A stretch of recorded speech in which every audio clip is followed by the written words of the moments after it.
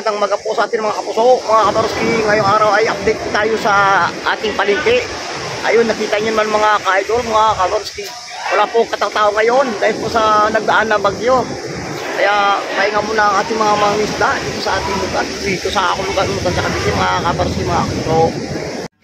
Ayun mga kapuso, kapansin-pansin ang mga bangka na to na nakaparking lamang dito sa tabing dagat. Dahil sa hindi sila makapangisda dahil sa malalakas na hangin at bagyo na dumaan dito sa aming lugar. Tara na mga kapuso at ating aalamin dun sa may palengke kung meron niya bang kahit kakaunti na isda na mabibili ang ating mga mamayan dito sa ating lugar, dito sa Hulugan sa Cavite. Excuse me mga kapuso, kitang kita na talaga namang matamlay ang palengke ngayong araw dahil sa wala ngang isdang dumating galing sa laot mga kaidol, mga kapuso. Bukod tangin na lang ang isda na to ang aking nadatnan na talaga namang buhay na buhay pa at talagang kakaahon lang sa ilog mga kaidol. Kung tawagin ang isdang ito ay tilapyang arroyo mga kaidol, mga kapuso. Agad namang inuwi ang alimasag na ito mga kapuso dahil sa wala pang mamimili dito sa palengke at kakaunti pa lamang ang mga tao. Ilang sandali pa mga kaidol, mga kapuso, kapansin-pansin ang alimango na ito na galing pa sa laot talaga namang gumagalaw at buhay na buhay pa. Hinuli sa ilog mga kapuso. At ito naman si kuya ay pinakyaw na lahat ang alimasag na dinala ng mamang ito. Ayan, kung inyong makikita mga kaidol, mga kapuso, isinilid na sa plastic. At nag-ikot-ikot pa tayo mga kaidol, mga kapuso, upang alamin natin ang mga isda pang naririto.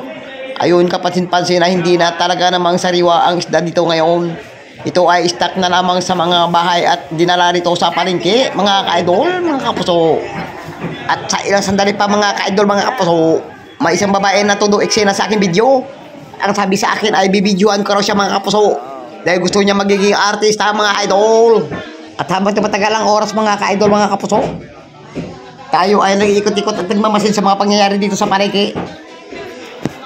Talaga na makitang-kita sa mga itsura ng mga tao na malungkot sila ngayong araw na ito dahil sa wala ngang isda na dumating galing sa laot mga kaidol, mga kapuso.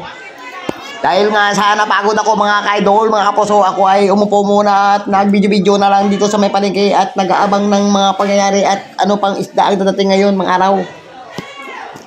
Ito ang tupok ng isda na ito mga kapuso, ang pinagtsagaan na lang ng mga tao bilhin dahil so wala na silang choice sa mga isda na ito. At yun nga, padami na ang mga dumating na tao at wala naman silang mabibiling isda na magaganda, kaya ang isda na ito na pagi ang kanilang pinagkaguluhan mga kaidol, mga kapuso. Kung inyo nga makikita mga kaidol, may mga isdang sariwa dyan na binibenta pero yan ay huli lamang sa mga gilid-gilid ng dagat mga kaidol. Dahil nga hindi sila makakapalaot ng malayo. Kaya ang mga isdang gilid na lamang ang mga paninda dito mga idol. At ito naman ay mga bagaong lamang at saka mga bakoko kung tawagin dito sa aming lugar. At kahit papaano ay sariwa ito mga ka-idol, mga kapuso, na ibinibenta dito sa palengke. Ang kitang-kita naman mga idol, mga kapuso, na talaga namang umpukan ang mamimili para magpili at mag-aagawan ng isda na ito. Tara mga ka-idol, mga kapuso, ako'y samahan nyo at ikot-ikot muna tayo dito sa palengke. Habang tumatagal mga ka-idol, mga kapuso, ay dumadami na ang tao. At may mga isda na rin dumating galing sa mga iba't ibang lugar para ibenta dito sa palengke mga ka-idol. Pansin-pansin ang hipo na ito mga kapuso. Talaga namang hindi naman sariwa pero magaganda pa ang itsura nito at talaga namang fresh pa sa piling ng mga mamimili mga idol. Dahil nga sama-sama ang panahon mga kapuso, talaga namang walang magagawa ang mga residente dito kundi mamili na lang ng may isda kung ano ang paninda ngayong araw. Sa ganitong mga panahon mga ka-idol, mga kapuso, ay mura ang bilihin, lalong-lalo sa mga isda na ito na hindi naman talaga namang sarong-sariwa. Wala naman tayong magagawa mga kapuso, mga ka-idol, kundi mamili na lang na kung ano meron dito. Kapansin-pansin din mga kapuso ang kalatungan na ito na talaga namang hindi natin malalaman kung saan ang gagaling.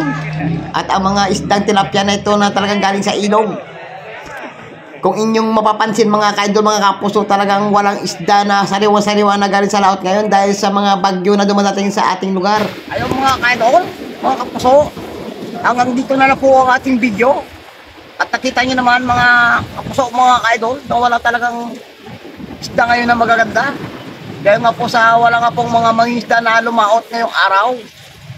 Kapansin-pansin mga ka-idol, mga kapuso, Talagang mang malungkot ang ating palengke. Ayun ang mga bangka, nakaparking pa. At meron na rin dito mga ka-idol, mga puso. Talaga nang walang lumahot ngayong araw.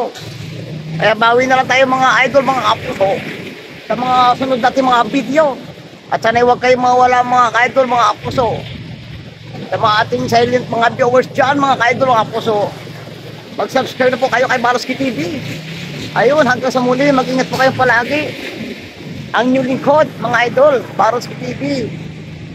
Goodbye and God bless mga kapuso.